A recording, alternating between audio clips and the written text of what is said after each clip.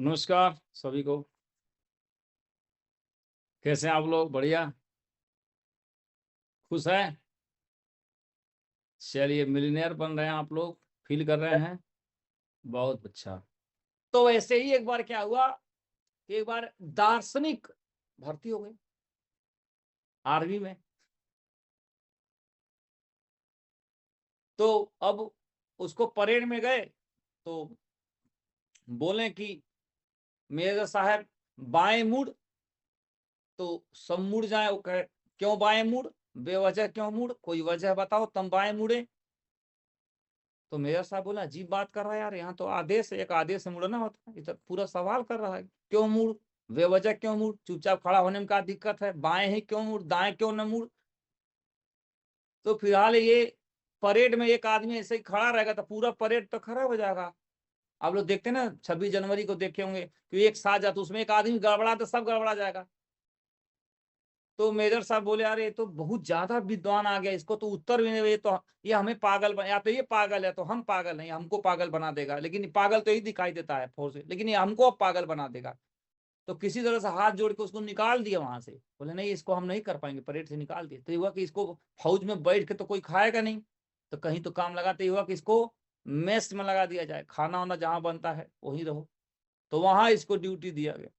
तो वहां एक ठंडी महीना था, निमोना भात बनना था,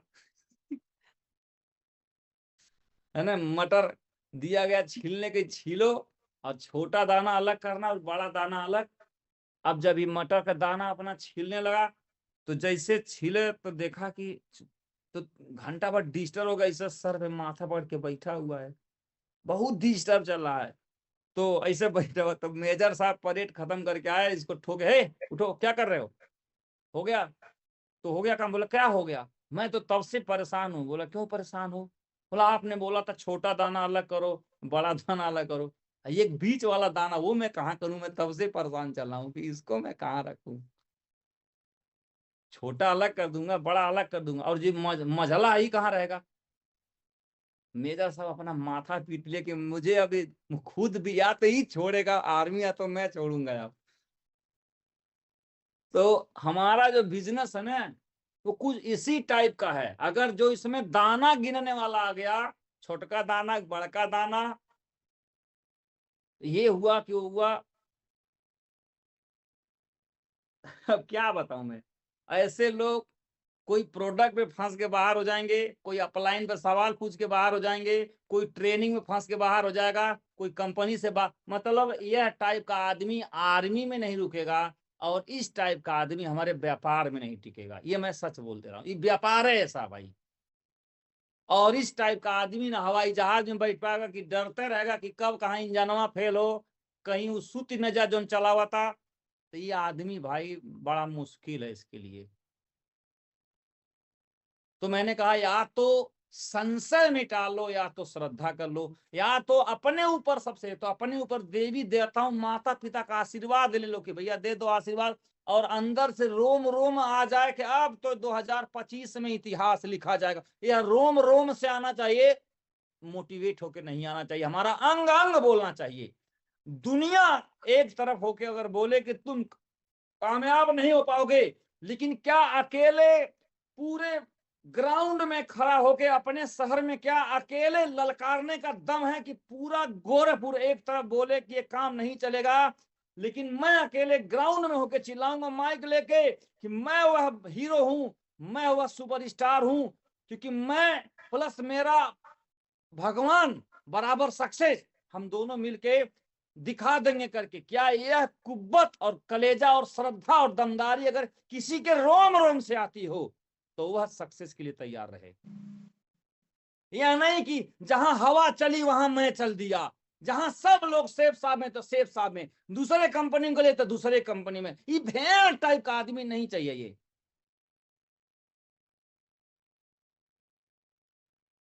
हमको इस बिजनेस में लाया गया तो अजीब, पता नहीं कहां से अजीब एक भाव है कि हम हो जाएंगे।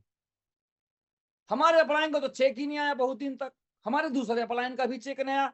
हमारे 3 अपलाइन थे, तीनों अपलाइन का हम डायमंड सी भी नहीं देखे। जुड़े तो तुरंत श्रीमान माधव सर का ही मैंने देखा, बाकी तो हम देख ही नहीं पाए डायमंड सी, वो बेचारे बन ही नहीं पाए, तो देखें का उनसे पहले हम बने हर रिकॉग्निशन, वो लोग बाद में बने। और आप में से कई लोग बोलते हैं मेरे अपलाइन ही ऐसे हैं तो क्या होगा, अरे आप बन के दिखाओ ना। बाद में फिर मेरे वो भी अपलाइन बन गए, रवि सर भी बन गए, महेश सर भी बन गए, भाई माधव सर तो बने ही थे जब मैं जुड़ा था तुरंत। तो ये वाला एक नशा, ये वाला जो एक श्रद्धा है आपके अंदर है, तो फिर आप कामयाब हो जाओगे। एक और इसी टाइप आदमी को हम ढूंढ रहे हैं भाई, और इसी टाइप का आदमी हमारे लिए काम का है। और इसी टाइम का आदमी आने के बाद, मान लीजिए कोई आ गया इस टाइप का नहीं है, लेकिन बाद में इस टाइप का हो जाए तो वही हमारे काम का है।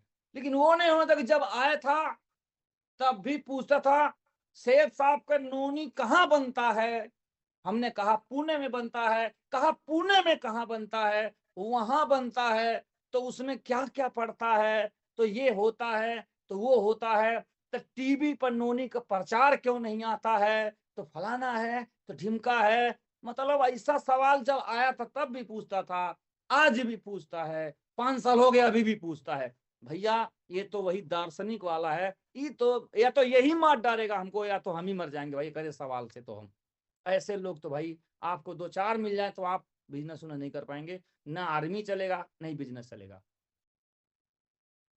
तो भाई तू इतना इंटेलिजेंट है, तू भाई तर्क वाद विवाद प्रतियोगिता जा, तू टीवी डिबेट में चला जा, चाहे कांग्रेस की तरफ से चाहे भाजपा की तरफ से, तेरे लिए वही जगह है, मुर्गा लड़ान जा वहां कर